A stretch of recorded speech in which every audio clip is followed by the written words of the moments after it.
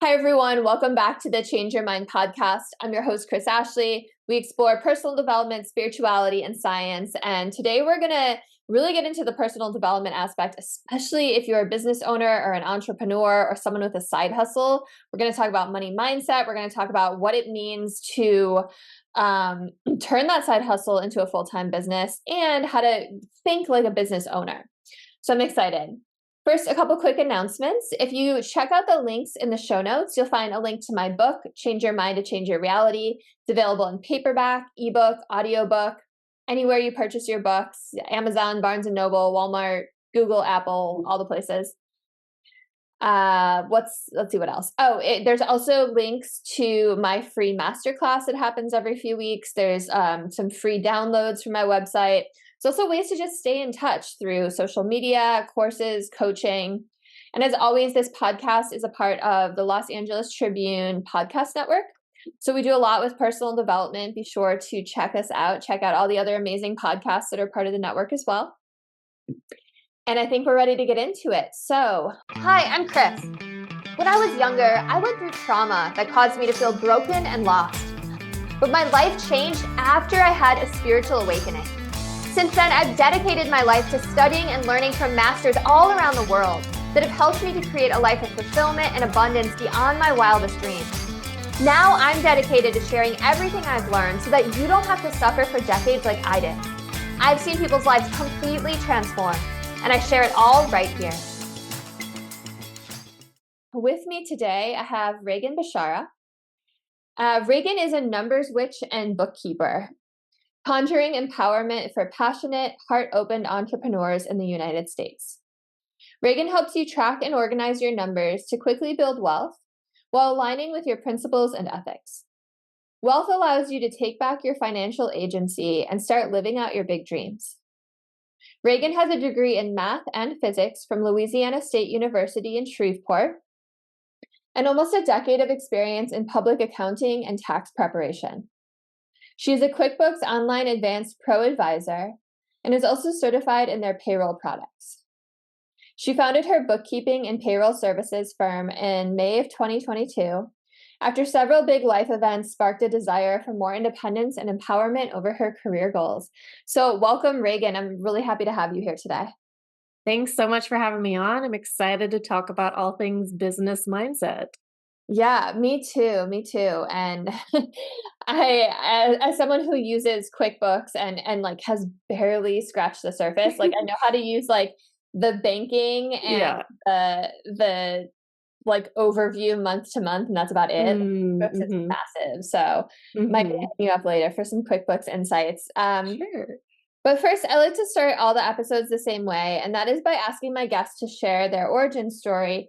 You know, what is it that led you on this path? What made you launch your own business? I think you have an interesting story because you went from employee to entrepreneur yourself. So I'd love for you to share that with our audience. Sure. Yeah, just like you said in the introduction, I have a math and physics degree. I do not have an accounting degree. My accounting experience and myself as a bookkeeper, I am 100% learned on the job, like skills developed in that line of work. When I graduated college in 2014, I was like, yeah, I just like the accounting things. I had interned at a CPA firm during tax season and found it really interesting. So I decided to go into that career field. And then after about 7 years, I had some big things happen in my life, like with my family and stuff, and just realized that I was miserable day in and day out at my job and wanted to start my own business, wanted to kind of be my own boss or whatever, have the freedom of time and money and all that everybody kind of says whenever they go to being an entrepreneur. And I had worked with folks in the entrepreneurial space because that is the client that I serve, the business owner. And so I kind of knew what that experience was going to be like, but it was completely different to experience it for myself. Yeah, totally. Thank you so much for sharing. And yeah, it's totally different when you do it yourself. I'm a business owner myself. I own 2 businesses. My husband has a couple LLCs as well. And it can be really scary taking that plunge, especially if you're leaving a full-time job, right? With Yeah. the paycheck and the benefits and the stability. So what do you think it takes to go from an employee to an entrepreneur? Yeah, I think it requires a lot of like personal development, even though it's like running a business or being an entrepreneur, being a business person.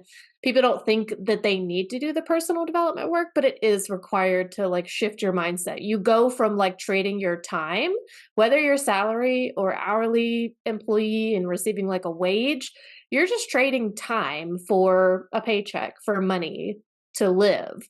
And when you go to being an entrepreneur and you own your own business, now you're trading value. You're trading your experience and your resources, some of your time too. But like for the most part, business owners cannot trade their time for money because we would all be broke in that case. And being a business owner requires you to create a lot of value, requires you to be creative. Even if you're not like an artist or whatever, you have to be creative and provide an offer, provide value to other people that they agree to pay for. And that is not about exchanging time anymore. So that is a pretty huge shift for a lot of people to make. Yeah, and it's interesting that you said it starts with the personal development work. And also what I found is when you're first starting out, you are all the roles, right? Mhm. Like Yeah. you are sales, you are marketing, you Mhm. are business development, you are creative, like all of the things, especially before you can afford to bring on, maybe like a virtual assistant or someone to help you out. Yeah. So, is that what you mean by personal development? Like really trying to hone all those skills, learn all of those skills? I think it's more of uh being willing to do something that's a little bit scary and being okay with uncertainty. A lot of us cannot deal with uncertainty. As humans, we love to know like what's going to come next. We like to be pretty certain about whatever outcome is going to be when we're like investing in something or putting a lot of time and energy into something. We want to know that like that is going to work out because otherwise, why the hell would we do it? Right. So I think like the personal development really has to come from like being okay with a little uncertainty, and that is the skill that you have to develop. You have to learn how to like navigate not knowing what's going to come next, not having regular paycheck at least for the first, couple of years.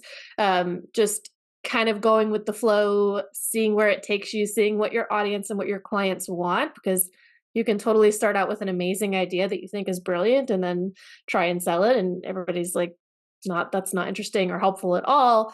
You have to like navigate the uncertainty, be willing to change course a little bit, change up your offer a little bit to really match like whatever the market wants and needs.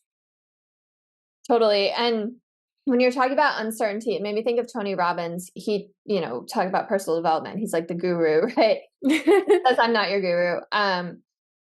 He has this idea that there are six basic human needs, and Mm, everyone has them in different order, and everyone has like two primary ones that are their mhm, drivers, and they can change throughout your life, but one of them is certainty, like mm, and stability, but one of them is mhm. uncertainty. There are people, and I took his like little quiz to figure it out, and I'm actually one of those people, and I think probably most entrepreneurs are. There are certain people who thrive off of uncertainty, right? Mm. And I wonder if that is really just like something that's innate in you, or if that's really a skill that you can cultivate and develop. What do you think? I think that like the people that thrive in uncertainty are the people that recognize that uncertainty is where the possibility lies. Like you Yeah. could be certain that you're going to make, $50,000 in sales in your first year of business. And then with that certainty, you end up with that result, right? Like usually you get what you are capable of allowing yourself to receive. So if you're comfortable, if you thrive in uncertainty, if you're willing to like ride through the uncertainty, the possibility can be greater on the other side, or at least there is more room for like bigger and better things to come. So I think entrepreneurs are the folks that recognize that like uncertainty is where we get to really decide how we want it to unfold, how we want it to play out. And like just being I think being okay with uncertainty is a skill that you have to develop. You have to practice kind of that like nervous system regulation of like, if I don't make it work this month, like I have to make it work this month. Otherwise, something has to give. Like I have to go do something else or whatever. Like, especially in the first couple years of your business, leaning into that and allowing that to be the case is a skill that you have to develop. And I think that does come from that personal development work, which is having the right mindset, having the resources and like the support that you need, calling that in and having that kind of like be what pushes you into the unknown, because in the unknown, it's not necessarily scary. It could be something really amazing and great, right? Absolutely. And outside of your comfort zone is where growth really happens. Hmm. Right? Like they say, the comfort zone is where dreams go to die. And I like that you talked about adaptation because that's so important, right? Hmm. Being able to adapt and if something doesn't work out, not giving up. They say Hmm. that 90% of people don't achieve their goals. And that's for two reasons. One, it doesn't work out and they don't adapt, right? They get frustrated, they get defeated, and they just give up. But Hmm. the more common reason is they're so fearful to get started that they don't even begin in the first place. Yeah. So, and I think another thing that we haven't touched on is like you have to get used to rejection too, Hmm. Yeah. right? Like you have to develop a thick skin. So talk to me more about money and growth mindset and like what kind of mindset you need to really do this. Yeah, I'll kind of talk about where I'm at with my business right now. So I'm coming up on 2 years. I'm just a couple of months away from my 2 year anniversary of my business. And I am to the point now where I have to make a tough decision. And I don't know when I'm going to make that decision. I've been mulling it over, but it is to hire somebody. And what that person's role is going to be in my business, I need to decide on that. I need to decide what that budget is going to look like. Will this be a short term role or something more long term? And the question that I'm facing right now is that, like, maybe I don't have the cash flow to support hiring somebody right now, but what if hiring somebody is the way that I end up getting more cash flow in my business, bringing in more revenue to where then, like, am I putting the cart before the horse kind of thing? And I think that, like, that is going to require another mindset shift because right now I'm like, yeah, I can hardly afford to bring home what I need to pay my bills. Like, I'm married, my husband has a salary, like, we're fine, but I would like to bring home more money for myself. But I'm like, okay, then that means I have to give up something else in order to like hire some assistants for me so that I can free up my time to be more creative and be the business owner, be the entrepreneur and the one with the vision for the business. So like that is kind of where I'm at with my business right now. And I like to share that with people. I don't want anybody to think that I just have it completely figured out. Like I'm a brand new baby bird business owner. Like I've only been doing this a couple years.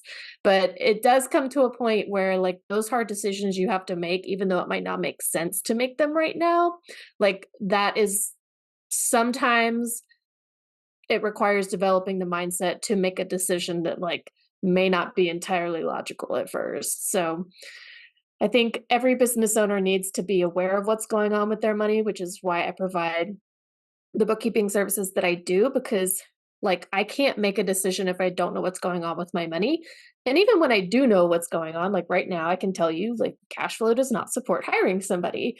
But taking that knowledge, I still have the option to make that choice to hire somebody. Like I can still like find a way to figure it out or do that so that I can start bringing in more revenue. So the mindset work is part of it, but also being empowered through your data, which is like my entire message. Yeah, that thank you for sharing, first of all, and that totally makes sense. And I've gotten to similar points with my businesses, but I ended up hiring a VA, which was like the Mhm. best decision I ever made. Yeah. She takes care of like, putting these podcasts up. She does all the Mhm. graphic design stuff. She does all the social media posting, which is the stuff that I'm not good at. Right? Mhm. Like I can't edit video or Mhm. or do graphic design. Like I just don't have Yeah. that gene in me, and she's amazing. Um, Mhm. so it allows me to focus on other things. Mhm. But that being said, I've also had to make that decision around like software, right? Like Mhm. what do I want to use? What do I want to like do I want to spend a little bit more on this thing that's going to free up some of my time, but it's also going to eat up some of this, some of this money coming in, right? Yeah, It's tricky. totally. So you mentioned not having a paycheck for a couple years as a new business owner. Uh-huh. Uh, Talk to me about that. Like how long is the grind? You know, Mm. and I know you also told me before that more than half of small businesses fail in the first 5 years. So talk to me about those first 5 years. How long does the grind happen? How long until people typically start turning a profit? What does it take to be the half that succeeds? Yeah, I think that I want to clarify some terms that we're using because when I say grind, I mean like hustling, like working probably as many hours as you would work in a 9 to 5 day job or more. Like there are people that have a side hustle that devote even more time to that. The grind is like where you are doing most of the work, where you do not have a workforce or a virtual assistant or that kind of support. And so you're having to do everything. You are literally like grinding things down to like create revenue to reinvest in your business. And I think that that happens for most businesses over a period of 3 to 5 years, especially if we're talking about sole proprietors, solo entrepreneurs, single member LLCs, which is what my business is. Like, I don't have a partner in my business, I am not incorporated. So, when you are just a solopreneur, sole proprietor, single member LLC, you take what's called an owner's draw, which is where you just pull money out of the business. It is not a salary, it is not a paycheck, it is not income to you. Your income is the business's net profit or loss. So revenue minus expenses. That is your income. Whatever you withdraw from the business is equity. So you put equity in by investing funds into the business to get things up and going, startup expenses and all that costs money. And so that's owner's equity. And so you can withdraw that from the business anytime you want, as long as there's money in the account. When you become an S Corp, that is when you start having to pay yourself an owner's salary, when you're providing ownership services to the business. So most small businesses in their first, I want to say 3 to 5 years, cannot afford to pay themselves or pay their owners a salary, which is like the S Corp owner salary has to be like a big girl salary, a big boy salary, a big person salary. Like you have to pay yourself what you would pay somebody else to work that position in your business. It needs to be based on your level of education and experience. That all that being said, small businesses when they first start out absolutely cannot afford to pay themselves that kind of a salary unless you have like just oodles of cash to invest in the business startup. Like that's just not how it usually works for a lot of people. A lot of people work by starting to grind it out in the beginning, like creating a product to sell, providing services to people, doing everything to create a cash flow and to create revenue. So I think that's why businesses fail because in the first, 3 to 5 years or so, you just can't even afford to pay yourself a salary, but you have a life, you have a personal life, you have probably a mortgage, rent at least, if you're trying to run a family, raise a family, all of these other things in your personal life that require funds, like that has to come from somewhere. And if your business is the only thing that you're doing, you end up pulling cash out of it.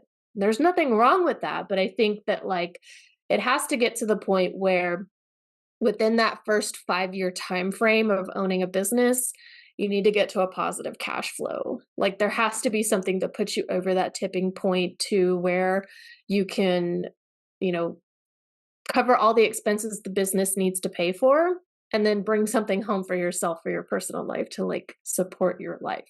So I think that is where the failure comes in. It's just managing to grind it out for so long and you burn out or it just is not going to tip over that positive cash flow point. Thanks for explaining all of that. And I think the other piece of it is you also want to put money back into your business, Mhm, right? Like you totally. don't want to just be taking out, you want to put money into marketing or sales Yeah. or whatever it is that you need to help build it, right? Because if you're Yeah, not putting money back in, like you're not working towards that dream of growing your business. exactly. So what does it take to succeed? Like what's that magic pill? Like what do you advise people? If you want to succeed, I mean, you just have to kind of decide on that. Like if you, and that could be, well, it should probably be something specific that you say, like success looks like this for me, making this much revenue every year, or growing my workforce, or having this type of client load, or, having this sort of reach in my audience. Whatever you define that success like, set that goal. And then if you haven't gotten there yet, then you just haven't gotten there yet. Like you just keep going, right? If you're committed to that success, if you've decided on that success, if you're like, well, I don't have it yet, it's just like, okay, just keep going. Like, and that sounds kind of simple, but that really is all it takes. Like figuring out a way to make it work, make more money. Like that's what being a business owner is about. Like you are the one that has to figure out how to make it work. Nobody else is going to step in and do that for you. Yeah, and it reminds me of what I teach with my own work is you have to get really clear on your vision, Hmm. right? You have to Hmm. have that North Star. You have to get super specific, and then you can map out the steps that it takes to get there, right? And then Yeah. you have this path where you can navigate the gap between where you are now and where you want to go, right? Because if Mm. you don't know where you want to go, it's pretty hard to get to a place, right? Success, Yeah. you said the word success is so subjective. Hmm. And it kind of sounds like the difference between starting a business and running a business. So can you talk to me about that a little bit? Yeah, starting a business requires a lot of decision making in the beginning. And just to be clear, you are going to make some bad decisions. You're going to make some wrong choices. And that's not a good enough reason to stop. But in the beginning, it does require so much like, well, let's just try this and run with it for a little bit. And if it doesn't give us the results we want, we can just keep going with it to see if it needs a little bit more time, or we abandon it. Like we're done. We're not doing that anymore. It is a lot of decision making. It is a lot of data gathering. Like I said before, you kind of don't know what the market wants or needs until you start offering things and they either buy it or they don't. And so it is a lot of like just getting feedback from folks. Like I've worked in this industry for so long, I still incredibly value the feedback I get from some of my longest standing clients. Like they're like, yeah, actually, I think I want to do this thing now. Like, that's new information for me. And I'm just like pulling those little pieces of data in so that the next client that comes along and wants to work with me, I have so much at my disposal. I have so much in my arsenal of like tools and resources to help them make better choices. So in the beginning, it's like you're going to make a lot of decisions. Some of them are going to be bad, and that's okay. And you are just really gathering data like from the start for several years. And you have to kind of be committed to that amount of time of like, I don't know. So we're just like, let me just fill up my bucket with as much data as I can gather. That's so true. And I'm so glad that you shared that. Thank you for sharing because yeah, you might have an idea that you think is great Hmm. and then you try to test it on the market and it's a total flop. Yeah. And like I was saying before, like you can either adapt and be Hmm. like, all right, I'm going to make these tweaks and test this out and just keep testing and keep testing, right? Like you Hmm. don't want to do the same thing over and over again and expect different results. That's literally the definition of insanity, right? Right. Like Yeah. you have to, like, in order to have something you've never gotten before, you have to do something you've never done before. So Hmm.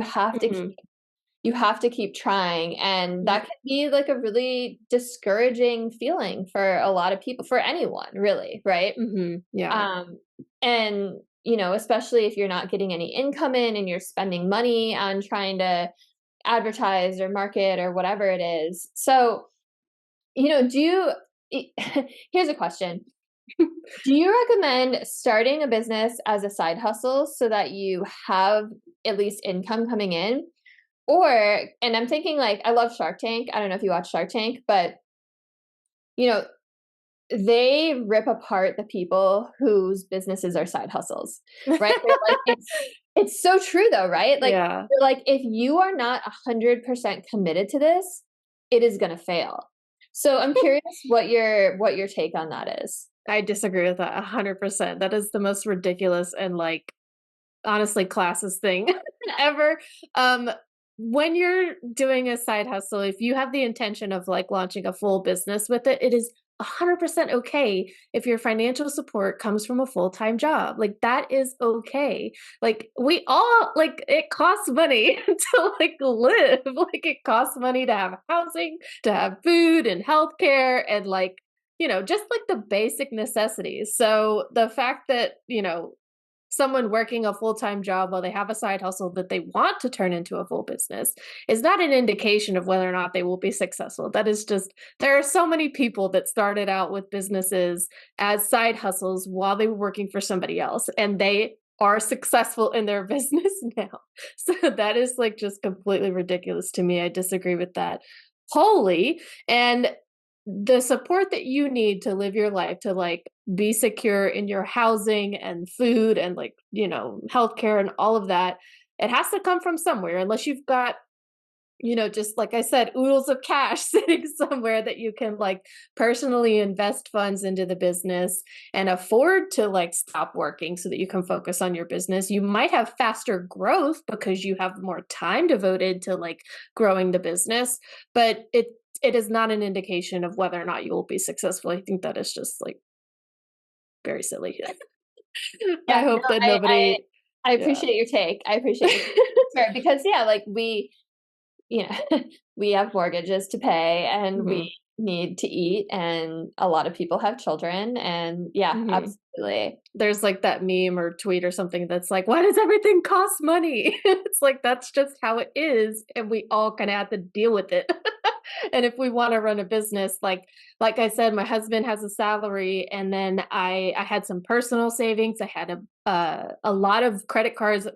My personal cards I paid down a lot before I paid off completely before I started my business, so that I would have like that credit available to be able to buy the software that I needed and pay for coaching and things like that. Yeah. So, like, I had financial support and it wasn't a pile of cash. It was like the fact that I'm married and I have personal credit to use, I have personal savings to put in. So, like, financial support is going to come from somewhere. And if that's you working a full time job, there's nothing morally superior or inferior about that to somebody else who just has finances to like hold them over for a little while.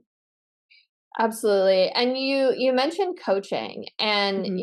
I personally, I've said this so many times on the show, and I am a coach. Like I would never Mhm. want to work with a coach that didn't have a coach, right? Because always more to Yeah. learn and grow. Like you want to work with someone who has a growth mindset themselves, right? Who's Mhm. like always learning and innovating. So talk to me about the importance of coaching, because I know there's also a lot of people out there listening who are probably like, wait, you want me to start my own business, barely make ends meet, be grinding for 3 to 5 years and pay for coaching? So talk to me about that.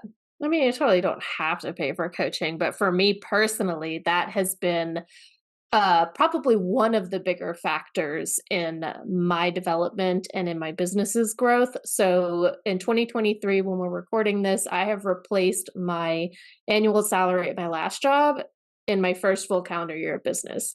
I grinded, ground the hell out of my business, and I still take weekends off and stuff, but I have that supportive, I'm in a coaching community as well as I have like a personal or a business coach, like one-on-one, we do stuff together. And it is because of that supportive community that I don't feel so alone and that I'm able to have like a sounding board and get feedback on my ideas. I need somebody to tell me when something sounds crazy and it's not going to work because they've been doing this for 20 years. Like they know and I don't. So, you know, I find that incredibly valuable.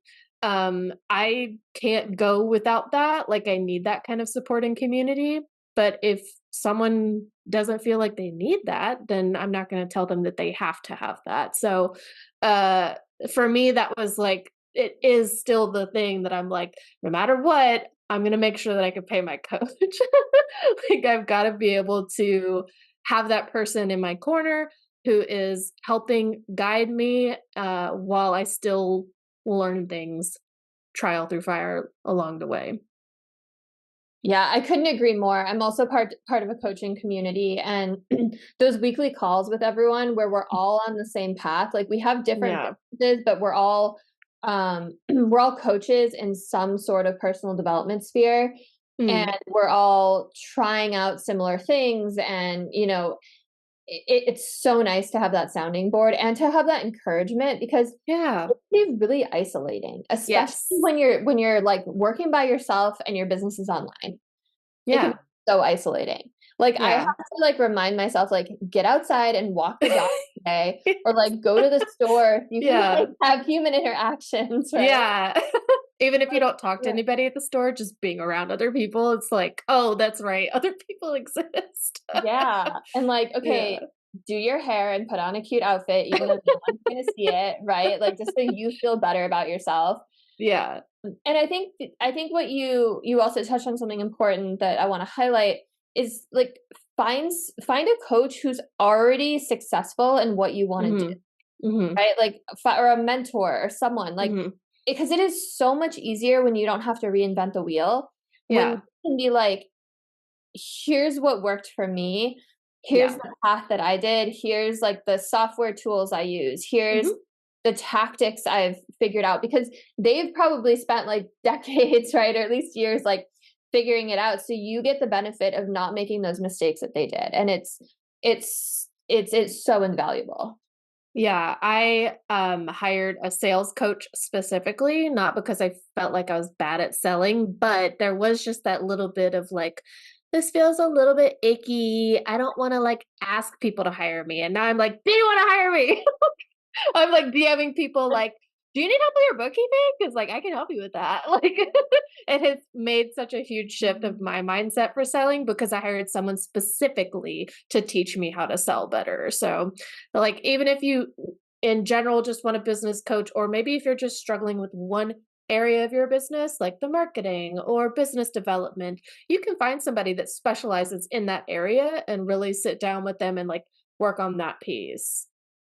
Yeah, and I think what they really do well, what you were kinda saying, is they push you out of your comfort zone. Mhm. Right, like, I do webinars now. I was doing them weekly. It's just with the pregnancy and everything, it's become every couple weeks, Yeah. and that's where I get most of my clients from, like, more than just, like, organic social media, Yeah. and I was, like, terrified to do it this time. Uh-huh. I was like, and it was a lot of work to put into it and, like, make the Mhm. slide deck, and, like, my coach, like, helped me through it, and, like, there was, like, a formula to follow and all Yeah. this stuff. But, like, now that I do it a lot, it's just, I just go in there with the mindset that, like, I have a lot to offer. Mhm. I'm helping people. Like, if I can even teach one person something really valuable during this Yeah. 90 minutes, like, even if they might not buy my services right away, but, like, I'm giving them really good information, right? Like, it's not just Mhm. like me, like, having this slimy sales pitch. Like, I'm teaching them some really great information for free for, like, an hour of that before I ever pitch anything. And Yeah. it's like, okay, maybe, like, months from now down the road, they'll come back, right? Or Yeah. anything. It's like, if I could just help someone, and it's like having that mindset of service where I'm more Mhm. focused on the audience and the other person than on, like, my own whatever, right? That helps a lot, and that's how I feel Yeah. about public speaking too. Like, I love public speaking, but if you're so worried about yourself and wrapped up in your own head and your nerves, you're You not won't serve serving your anybody. audience, right? Yeah. Exactly. I Uh, think something my coach taught me that is in line with what you were just talking about was, and I have it written on a post it note on my monitor right now. mhm. It's that everybody who's following me or listening to my podcast or reading my emails and they haven't paid me anything is still my client. I'm still providing them with some sort of value or service, and they're paying me with their attention. We're in an attention economy, right? Like we scroll our phones all day long and like binge Netflix. Like someone taking time out of their day to pay attention to what I'm saying is a big deal. And I consider that like you're my client now. You have been here like listening to me and I'm giving you something of value that makes you my client. And going into it with that mindset is like, why wouldn't you want to, just offer up some help that's going to relieve somebody else's kind of pain or issue that they're dealing with? I really, really like that attitude and Mhm. that mindset.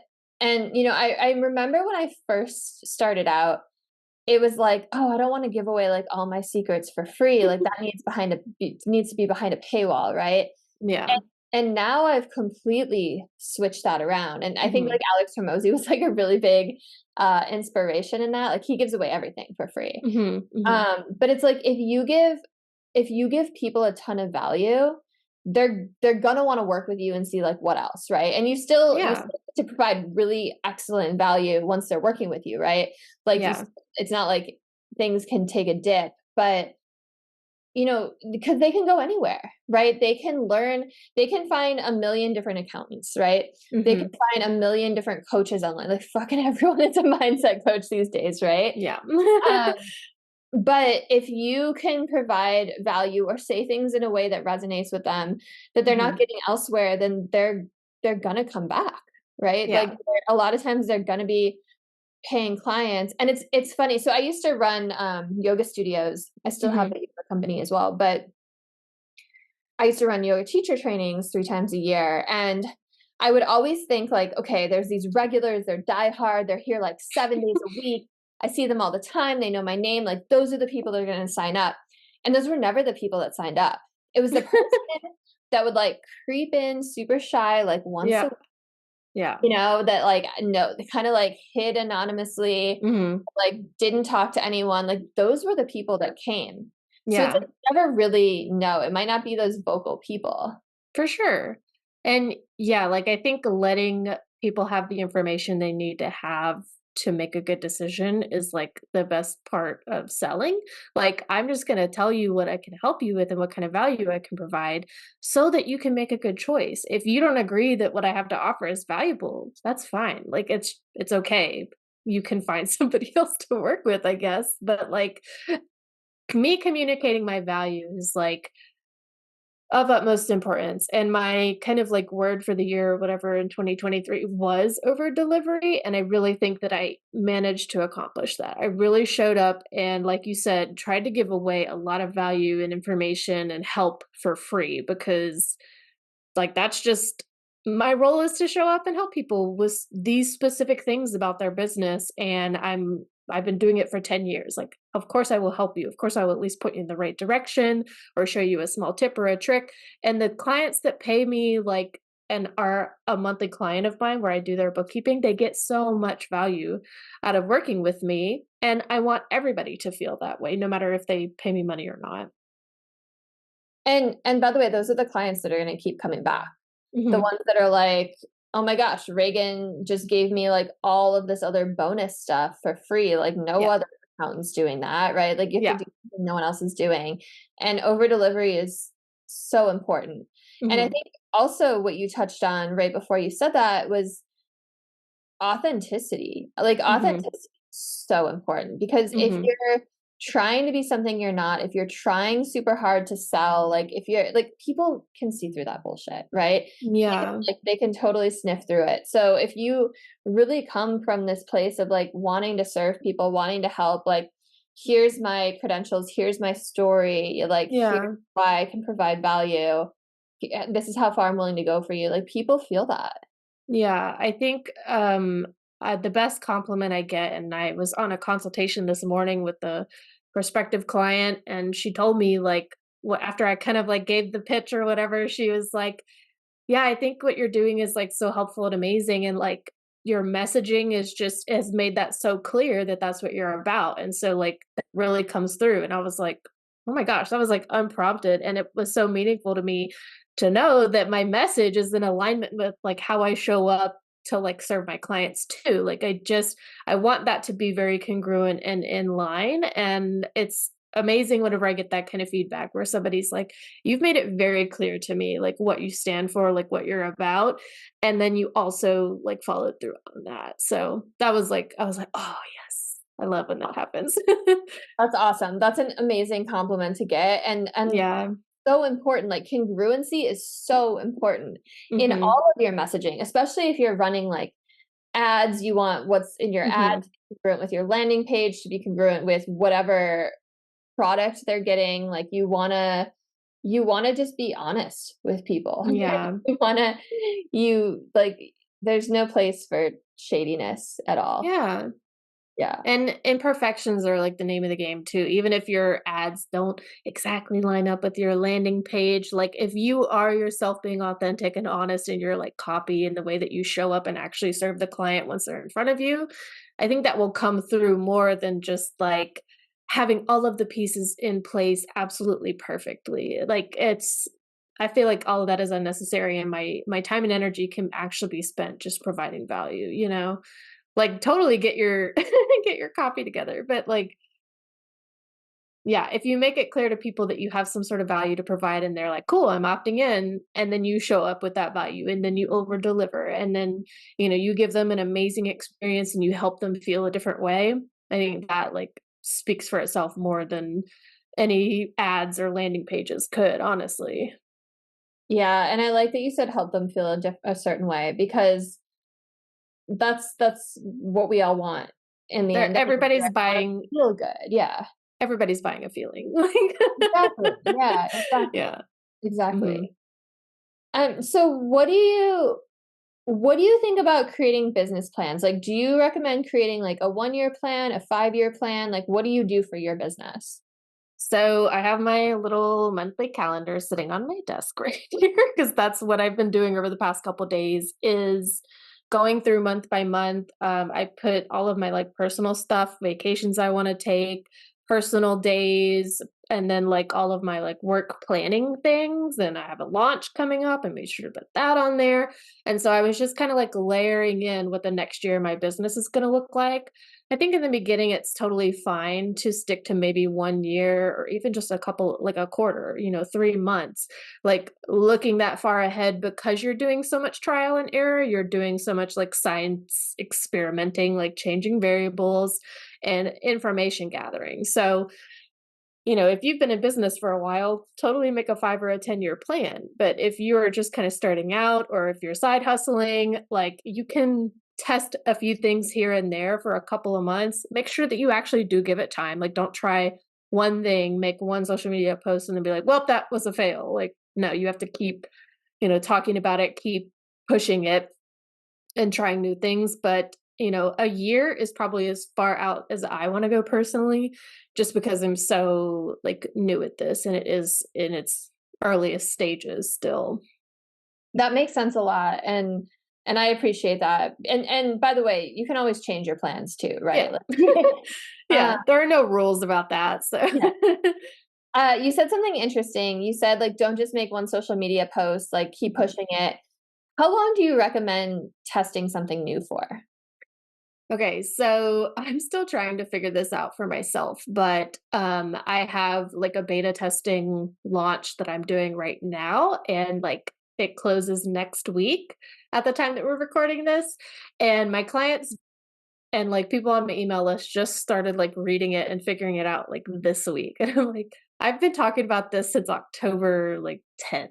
Like, oh my gosh, that is such a long time of me being like, hey, here's this thing. And they're like, finally like, what are we doing? What is this? Do I need to do something with this? I'm like, yes, I want you to buy this thing. Like, I want you to have this. I made this for you. Like, please buy this.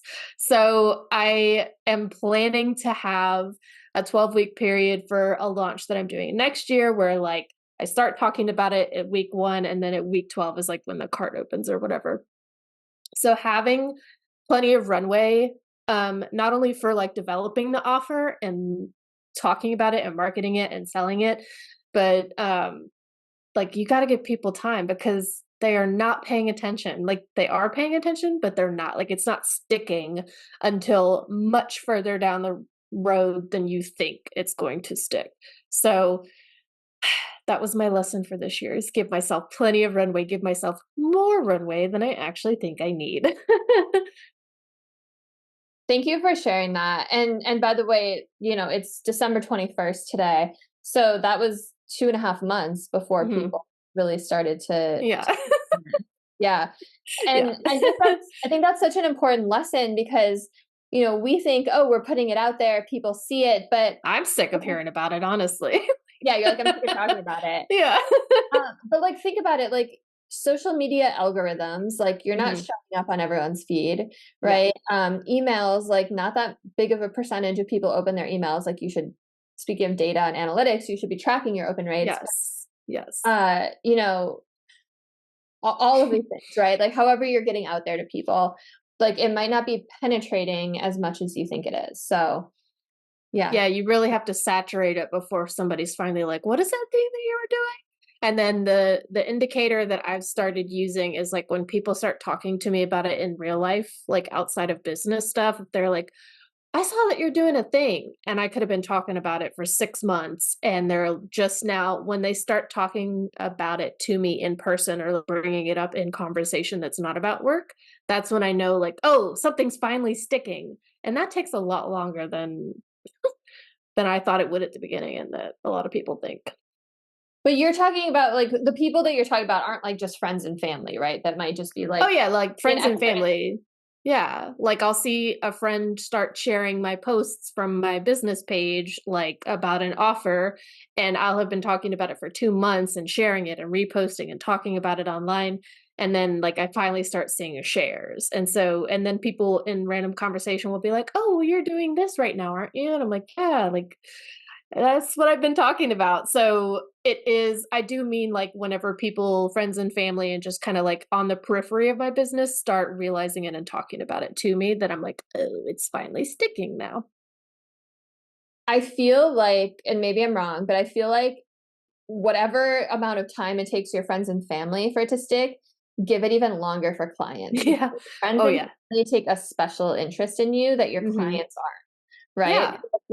It's like, okay, this is just starting to penetrate that outer layer. Now we Hmm. need to give it even more time to penetrate like that inner layer of clients, the people I really Yeah. reach here. Exactly. And for me right now, because I've been really focusing on short form video content this year. I really pushed TikTok and I grew my following there. And now I'm like, okay, like I have an audience that's like pretty warm now.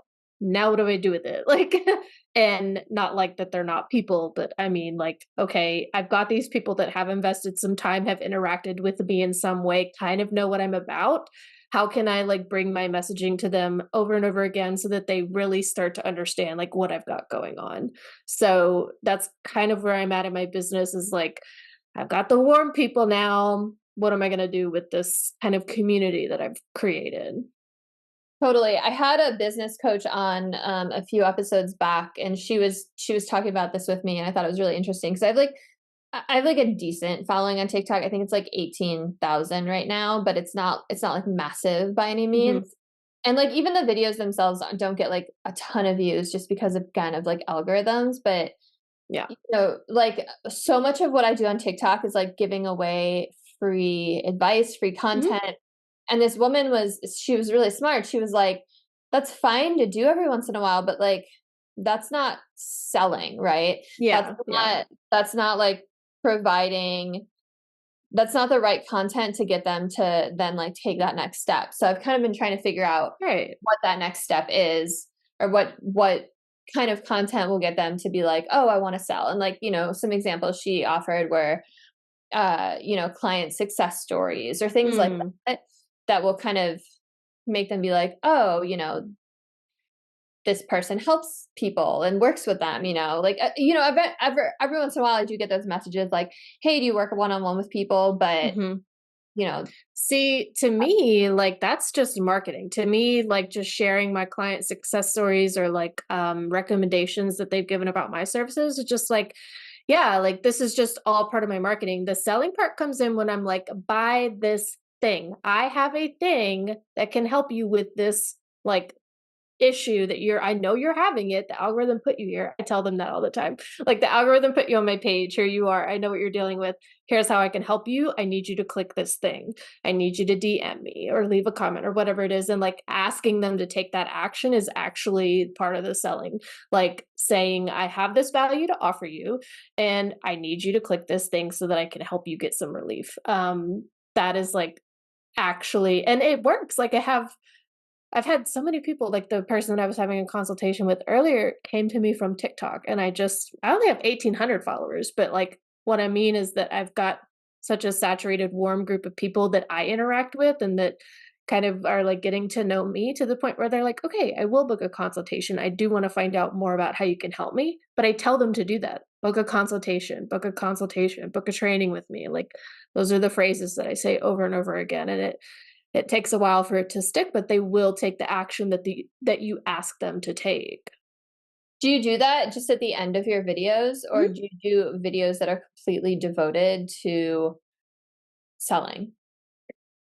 So I do, this is kind of like the formula. I do like 3 to 5 seconds of like some sort of hook and I trim it down so that it's like immediately catching somebody's attention. And then I introduce myself, I say what I do, follow me, like this video, whatever. And then I kind of like talk for a little bit. Here's a problem. Here's how I fixed it. Or this is what my client said to me. This was the response that I gave them. And then the end of the video is the call to action, which is usually book a consultation with me if you want to talk about this, if you're having this specific issue. Or the call to action can just be follow me, because like 80% of it is just like, just consent into seeing more of me. Just follow me for, more of this basically.